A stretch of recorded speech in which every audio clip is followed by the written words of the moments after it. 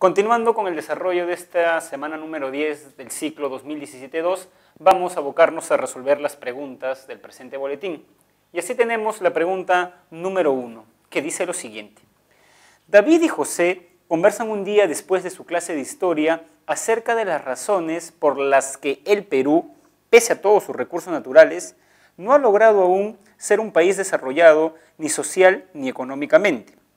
Después de conversar por casi 2 horas, llegan a la conclusión de que el Perú nunca progresará si el Estado no invierte en el desarrollo científico. Esto es clave.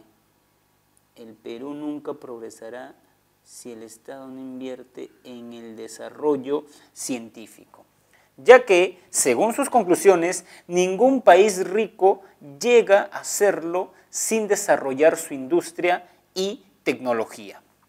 La pregunta dice lo siguiente. ¿Podemos decir que la perspectiva que comparten David y José acerca de los problemas del país se corresponde con el periodo de la filosofía en el Perú? A ver, jóvenes, este párrafo que hemos leído, nosotros debemos traducirlo a la siguiente pregunta. ¿En cuál de los periodos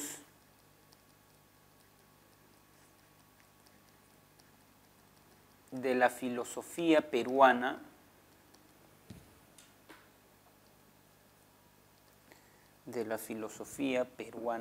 se defiende la idea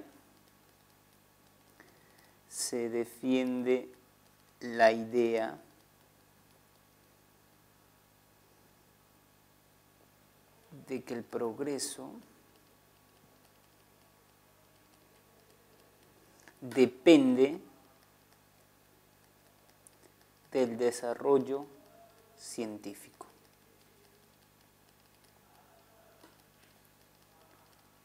O sea, lo que les estoy proponiendo para resolver esta pregunta es que recuerden el periodo, como dice en la pizarra, de la filosofía peruana en el cual se defiende la idea de que el progreso depende del desarrollo científico. A ver, recordemos que la filosofía positiva tiene como lema la frase orden y progreso, y que propone los 3 estadios, y también que tiene como fundador a Augusto Comte.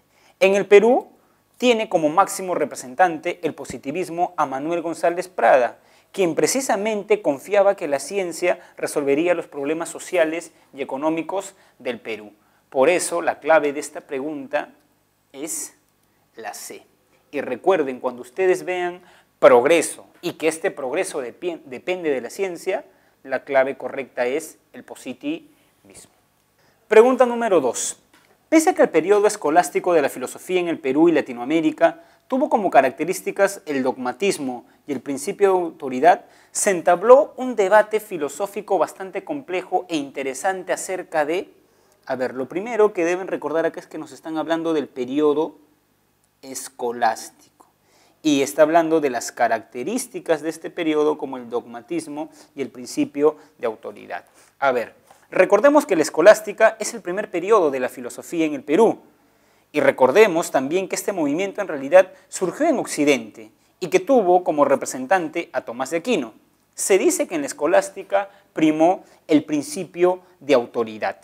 El principio de autoridad consiste en someter las opiniones a una autoridad sobre el tema. Por ejemplo, en ese sentido, la opinión que defendemos en un debate no puede ni debe contradecir las ideas de ciertas autoridades, como en la filosofía medieval, Tomás de Aquino, la Biblia y la Iglesia.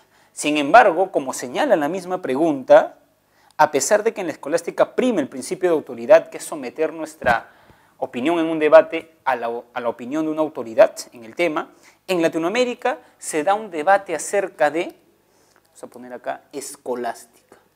En la escolástica se discute la humanidad del indio. Y la humanidad del indio se traduce en la siguiente pregunta. ¿Los indígenas son seres humanos? Y recuerden que había un pensador que decía que no eran seres humanos. ¿Cómo se llamaba él? El famoso Ginés de Sepúlveda. Y por otro lado, había un pensador que señalaba que sí eran seres humanos. Sí son seres humanos, no son seres humanos. ¿Cómo se llamaba quien defendía que sí eran seres humanos? Como lo vimos en el video, era Bartolomé de las Casas.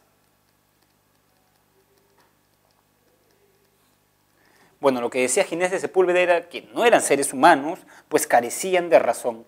En cambio, para Bartolomé de las Casas sí eran seres humanos, pues tenían y poseían razón. Ahora, ese es el primer tema, la humanidad del indio. El otro problema que se discute es si la guerra es justa. O sea, la conquista que están emprendiendo los españoles contra los americanos, ¿es justa? Y bueno, acá tenemos de nuevo que Ginés de Sepúlveda nos dice que sí es justa. ¿No? Sí es justa. En cambio, Bartolomé de las Casas nos dice que no es justa. Sobre todo critica la violencia con la cual se da la conquista. Entonces, volviendo a la pregunta nos está interrogando acerca de cuáles son los dos temas. Tenemos que buscar el tema de la humanidad del indio y de la guerra justa. Y esa clave es la alternativa E. Pregunta número 3.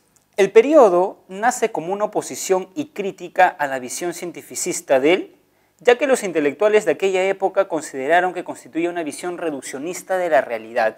Acá, jóvenes, el término clave es critica la visión cientificista, o sea, defiende la ciencia para el progreso. Y acabamos de ver en la pregunta número 1 que la posición filosófica que defiende la ciencia como bandera, la ciencia como progreso, la ciencia como, digamos, curadora de todos los males de la sociedad es el positivismo.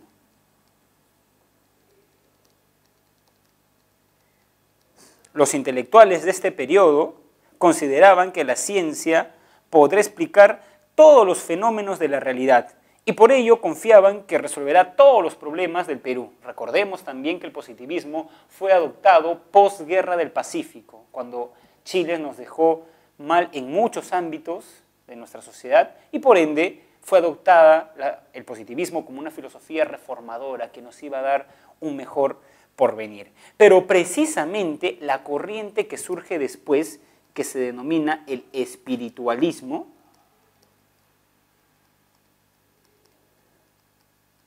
surge como una crítica al positivismo. Vamos a poner acá. Surge como una crítica al positivismo. Y ustedes se preguntarán, ¿qué criticaba, profesor, del positivismo? ¿No? Criticaba el reduccionismo de la realidad, como dice la misma pregunta. Ahora, ¿qué quiere decir o en qué consiste la crítica del espiritualismo al positivismo de ser reduccionista de la realidad? Eso quiere decir que solo se consideraba al método científico y en ese sentido solamente lo empírico puede ser estudiado. Sin embargo, los espiritualistas, como su mismo nombre lo dice, consideraban que existía el espíritu. Y el espíritu es otro tipo de realidad, no es una realidad empírica, no podemos ver, medir, estudiar con el método científico al espíritu. Y por eso les parecía a los espiritualistas que los positivistas reducían la realidad solamente a lo que se puede estudiar empíricamente. Recordemos, ¿no? Recordemos que el representante del positivismo es González Prada. González Prada. En el Perú, claro, porque en Europa está Augusto Comte. Y el representante del espiritualismo en el Perú es Alejandro Deusto. En el Perú, de nuevo Coto, porque en Occidente lo era Henry Bergson. Por ende, la clave de la pregunta es la D. El periodo espiritualista nace como una oposición crítica a la visión cientificista del positivismo. Pregunta número 4.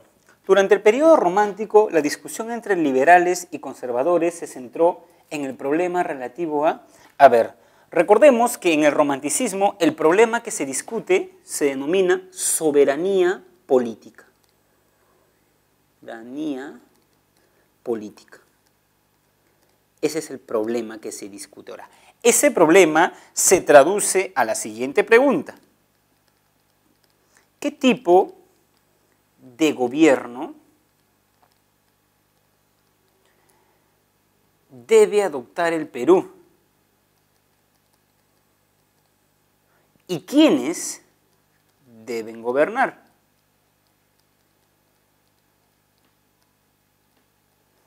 Ustedes saben que en filosofía, cuando hay una pregunta, no existe tan solo una respuesta, sino que hay varias respuestas. Entonces, por ejemplo, hay dos movimientos que intentan responder esta pregunta.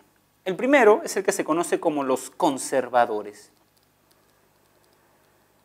Los conservadores consideran que el tipo de gobierno que debía adoptar el Perú era la monarquía. O sea, debe haber un rey. Y quienes debían gobernar con el rey era una minoría culta.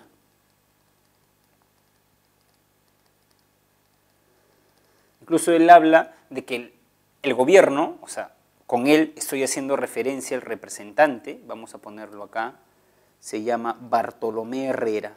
No lo vayan a confundir, Bartolomé Herrera. No lo vayan a confundir con Bartolomé de las Casas. A ver, Bartolomé de las Casas está en el periodo escolástico. En cambio, Bartolomé Herrera está en el periodo romántico. Bartolomé Herrera consideraba que quienes debían gobernar eran los más inteligentes, es decir, en los más capaces, los más cultos, los más inteligentes debía recaer el gobierno del Perú. Y a este principio se le conoce como el principio de la soberanía de la inteligencia.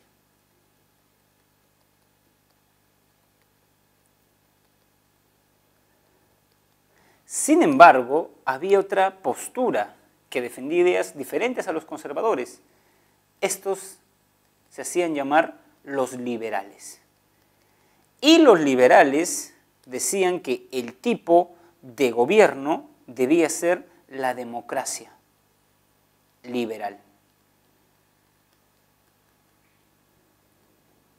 Y en la democracia deben gobernar todos, o mejor dicho, el pueblo. No los más inteligentes, sino todo el pueblo, porque el gobierno recae en todos ellos y atañe a todos ellos. Y a esto se conoce como la soberanía popular. Y el representante de esta postura era el periodista peruano Benito Lazo, ¿no? Entonces, de nuevo, nos están preguntando, nos están interrogando, durante el periodo romántico, la discusión entre liberales y conservadores se centró en el problema relativo a la humanidad del indio. No, este problema se discute, a ver, recordemos, en la escolástica. El tipo de gobiernos y quienes tenían derecho a gobernar, perfecto. Eso es la clave, o ella es la clave, la B, ¿no? La soberanía política. A la ciencia y al progreso tecnológico del país, ¿eso a qué periodo pertenece? Al positivismo. Muy bien. El subdesarrollo y la dominación, ese es el periodo de la década de los 60, filosofía actual, Salazar-Bondi. La revolución y el imperialismo, ese es el periodo de los movimientos sociales, Haya y Mariátegui. Indique las alternativas incorrectas con respecto al periodo positivista en el Perú. De nuevo, hay que captar muy bien la pregunta. Dice acá, alternativas incorrectas, o sea, las falsas, ¿no? Con respecto al periodo positivo o positivista. A ver, veamos. Dice, ¿se hizo una crítica tanto a la metafísica como a la religión? Eso es correcto. Recordemos, jóvenes, la ley de los 3 estadios. estadio teológico, metafísico y científico. Y lo que decía Conte, y lo suscribe el representante peruano Manuel González Prada, es que la religión y la metafísica son estadios ya superados de la humanidad. Y el estadio en el cual vivimos y el que nos va a hacer progresar y nos ha hecho progresar además es el estadio científico. Muy bien, su lema representativo fue orden y progreso, correcto. Ese es el lema del positivismo, orden y progreso. Se buscó desarrollar una educación humanística. Este es falso. ¿Por qué? Porque el positivismo buscó desarrollar una educación científica y técnica. Recuerden al abogado sanmarquino, además él, Manuel Vicente Villarán, que decía que se debe dar una educación técnica para la mayoría. Incluso tiene una famosa cita donde dice, en el Perú nos enseñan filosofía, nos enseñan metafísica, nos enseñan religión, pero nunca nos enseñan a labrar la tierra, a hacer cosas útiles, llama él. Entonces, la educación que necesita el Perú para salir de la crisis, dado que tiene materia prima, es transformar esta materia prima, es decir, centrarse en el sector industrial, en el sector secundario, en jerga económica. Muy bien, su máximo representante fue Manuel González Prada, correcto, él es el ícono del positivismo peruano. Entonces, tenemos que 1, 2 y 3 y 4, perdón, son correctas. Entonces, la clave es... Por ejemplo, en esto que he dicho, he cometido un error. O sea, miren, he resuelto bien la pregunta, pero como no recordé el sentido de la pregunta, indiquen las alternativas incorrectas. A ver, miren, este es un muy buen ejemplo. ¿Qué pasa si un alumno ha captado muy bien el positivismo, pero no interpreta bien la pregunta? O sea, sí, la pregunta nos está pidiendo las alternativas correctas, porque las alternativas correctas son 1, 2 y 4. Es más, no hay clave. La pregunta nos está pidiendo las alternativas incorrectas. Y en ese sentido, ¿cuál sería la clave? La B. Solo 3. Recuerden, tienen que captar muy bien la pregunta. Cuando den sus exámenes dentro de la pre, lo que tienen que tener es bastante calma en captar el sentido de las preguntas, porque si no puede suceder lo que no sucedió, ¿no? De que no captamos bien la pregunta y así tengamos la respuesta, no podemos dar con la clave correcta. Pregunta número 6.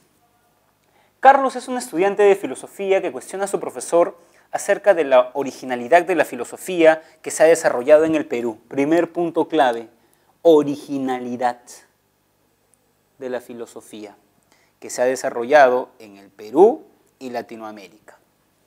Él considera que la filosofía aquí se ha limitado a imitar lo que han dicho y pensado los filósofos europeos. Otro concepto clave, la filosofía se a imitar, ¿no?, a la filosofía europea. Y prueba de ello es que la periodificación de la filosofía en el Perú reproduce la historia de la filosofía en Europa. Carlos comparte la crítica del filósofo peruano acerca del problema de...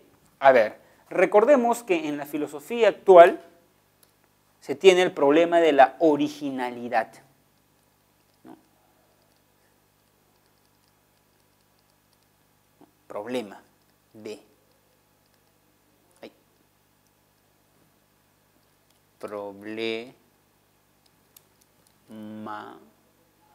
de la originalidad, que se traduce en la pregunta: ¿existe una filosofía auténtica en Latinoamérica y el Perú, obviamente? Frente a esta pregunta hay dos respuestas. La negativa, que es la de Salazar Bondi. Salazar Bondi nos dice que no existe filosofía peruana. Razones. Primera, es imitativa.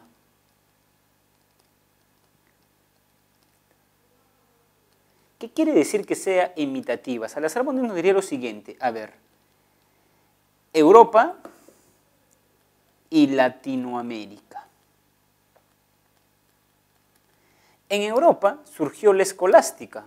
A ver, recordemos, la semana número 5, escolástica, que tuvo como máximo representante a Agustín o a Tomás de Aquino, porque San Agustín era representante de la patrística. Es decir, surge en Italia, en el mundo occidental, en el siglo XII. Y luego llega al Perú en el siglo XVI y se llama neoescolástica o escolástica. O sea, copiamos ese movimiento. Luego, la Ilustración surge en Europa. En Europa. ¿Quiénes son los representantes de la Ilustración en Europa? Sobre todo en Francia. Voltaire, Diderot, Montesquieu, Rousseau. En Alemania, Kant. Y luego llega acá al Perú como un eco, o sea, imitamos lo que está de moda en Europa. Y acá tenemos también la Ilustración, que tiene como representante a Juan Pablo Viscardo y Guzmán y se debate el tema de la independencia política. Luego se puso de moda el positivismo, allá, ¿con quién? Con un filósofo francés, estamos en Europa, Augusto Comte. Y luego llega acá al Perú el positivismo y tenemos como representante a González Prada. Luego, en Europa se critica el positivismo con el espiritualismo.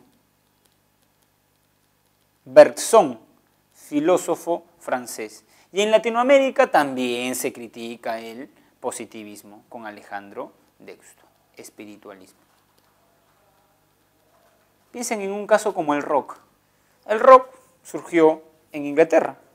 Entonces, se puso de moda allá. Y luego los latinoamericanos, es decir, argentinos, brasileños, peruanos, uruguayos, imitamos el estilo de rock de Europa. Incluso, si ustedes escuchan los primeros grupos, las bandas de rock de la década de los 60, 70, por ejemplo, cantaban en inglés, porque consideraban que el verdadero rock se cantaba en inglés. Luego surge ya lo que conocemos nosotros como rock en español, pero Salazar Bondy diría que en la música también se muestra la imitación. Siempre imitamos. ¿Qué está de moda en Europa? Y nosotros imitamos. Y por eso la filosofía no es auténtica. Entonces, por esta explicación, sabemos que el filósofo con el cual estaría de acuerdo Carlos, que dice que no hay una filosofía original sino imitativa, es con Salazar Bondy. Y el problema es el de la autenticidad. Por ende, la clave es la alternativa B. Pregunta número 7. Indique las alternativas correctas, de nuevo, captemos bien la pregunta, alternativas correctas con respecto al periodo ilustrado en el Perú. ¿Predominó el principio de autoridad?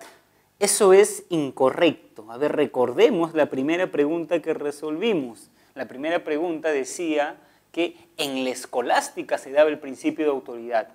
¿Qué era el principio de autoridad? En una discusión, someter tu opinión a la autoridad de Aristóteles, de Tomás. Por ejemplo, estamos discutiendo sobre si las mujeres y los varones somos iguales. Y alguien dice, no, las mujeres son inferiores a los varones porque así lo dice Aristóteles y así lo dice en la Biblia y por eso no pueden ser sacerdotes. Entonces ya no puedo debatir, me someto a la autoridad. Y precisamente la Ilustración surge como una crítica al principio de autoridad. No importa lo que digan las autoridades, importa lo que dicte tu razón, ¿no? Por eso es incorrecto. Es decir, la alternativa 1 pertenece al periodo escolástico, no al periodo ilustrado. Se creó la Sociedad Amantes del País, eso es correcto. Incluso el máximo representante de la Ilustración, Hipólito Unanue,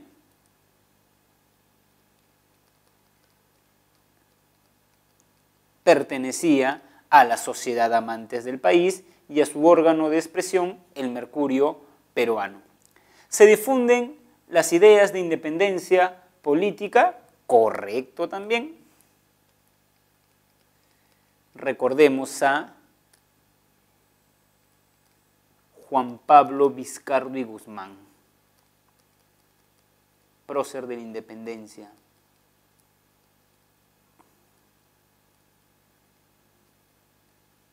Recordemos a Juan Pablo Vizcardo y Guzmán, prócer de la independencia, que en su famosa epístola Carta a los Españoles Americanos denuncia la situación en la cual nos tiene España y nos dice que debemos independizarnos. Además dice incluso en una de sus líneas que no tenemos nada que perder excepto las cadenas de nuestra esclavitud. Por eso lo expulsa.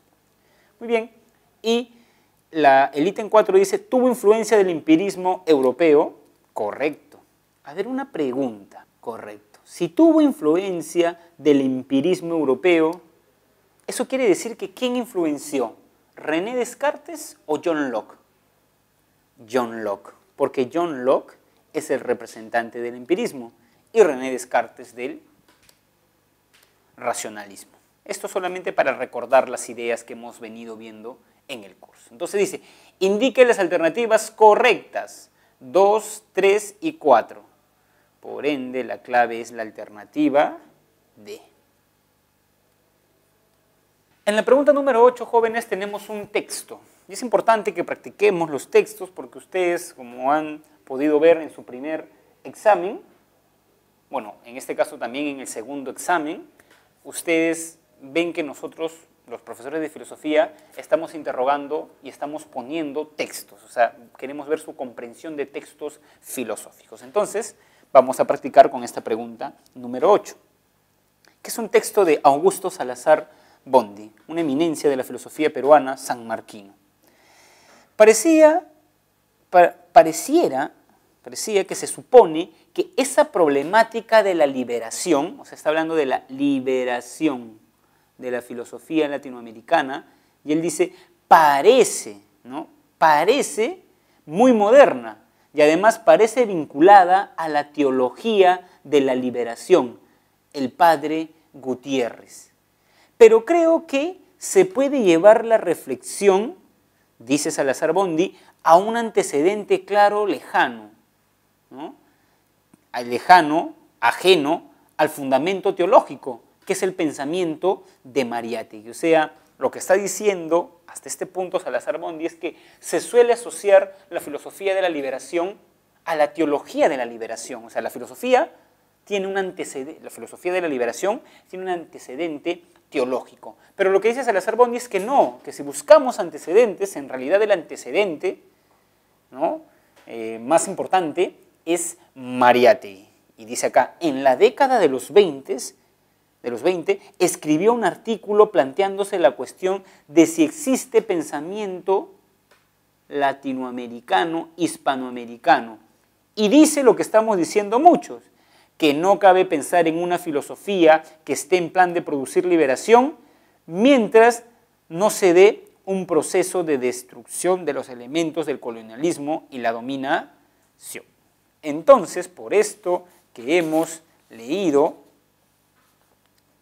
vamos a inferir la clave correcta. Dice, en el texto anterior, Salazar Bondy hace énfasis en que sería incorrecto pensar que el planteamiento de la filosofía de la liberación no revela una preocupación reciente, o sea, no revela, de eso nos habla Salazar Bondy, no.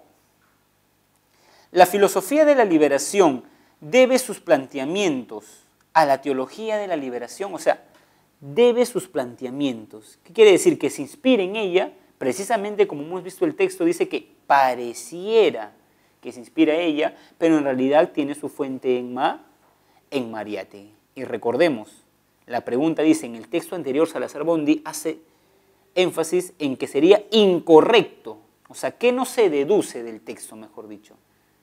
¿Qué no se deduce? Entonces, como vimos, tenemos que captar muy bien la pregunta. La pregunta es, ¿qué sería incorrecto? ¿El planteamiento de la filosofía de la liberación no revela una preocupación reciente? Eso es correcto. ¿El pensamiento de Mariátegui no tuvo un fundamento teológico? Bueno, eso no tiene nada que ver, ¿no? ¿Mariátegui sería un precursor intelectual de la filosofía de la liberación? Correcto. ¿La filosofía de la liberación no posee un fundamento teológico? No posee. Correcto, ¿no? Mariátegui no es un, digamos, teólogo, ¿no? Entonces sería la B. Ahora, jóvenes, vamos a resolver la lectura complementaria. Y de nuevo, hago hincapié en el siguiente comentario. practicamos textos porque en los exámenes que ustedes tienen vienen textos. Entonces, una forma de desarrollar su comprensión de textos filosóficos es practicarlo, digamos, en clase, en este video, ¿no? La lectura complementaria es de un libro que titula Dominación y Liberación y el autor es Augusto Salazar Bondy. Dice el texto lo siguiente: una cultura que, tomada en su conjunto, puede ser calificada de cultura de la dominación. Ofrece una serie de caracteres significativos y muy claramente perceptibles, dice Salazar Bondy. Por ejemplo, tendencia imitativa, falta de vigor creativo, inautenticidad en sus productos, desintegración, desequilibrio y polarización de los valores, entre otros. Ese es el caso, dice Salazar Bondy, de la cultura latinoamericana, tal como ella se presenta no solo en el pasado, sino también en nuestros días. O sea, la cuestión de la dominación, diría Salazar Bondy, no solamente está en el pasado, sino que la dominación, la cultura de la dominación cultural, sigue en nuestros días. Bueno, él escribió este libro en el 66, entre el 66 y el 74, ¿no?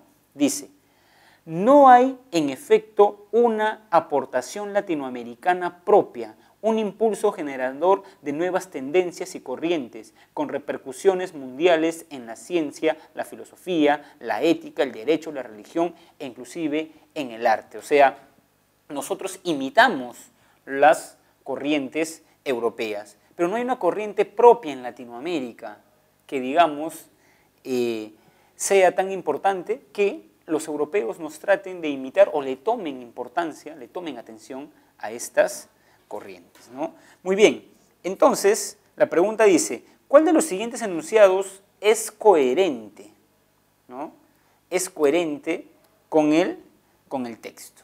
A ver, estamos viendo que Salazar Bondy, para sistematizar este texto, y lo vimos también en el video, habla de la dependencia económica.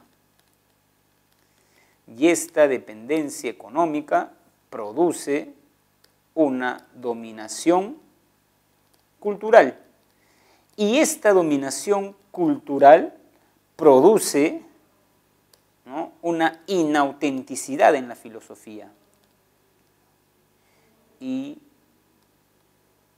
Inautenticidad en la filosofía, que se manifiesta, como lo hemos visto, en la filosofía, en las ciencias y en las artes, ¿no? Son sus manifestaciones. Entonces, dice, ¿es coherente con lo mencionado por Salazar Bondy que Estados Unidos constituye una cultura de la dominación? No, porque está hablando de Latinoamérica y Estados Unidos no está en Latinoamérica, es Norteamérica. ¿El arte latinoamericano ha sido siempre creativo y novedoso? Tampoco, porque dice que hay imitación en la ciencia, en la filosofía e inclusive en el arte. Miren esta última parte del texto. Por eso no podría ser la B.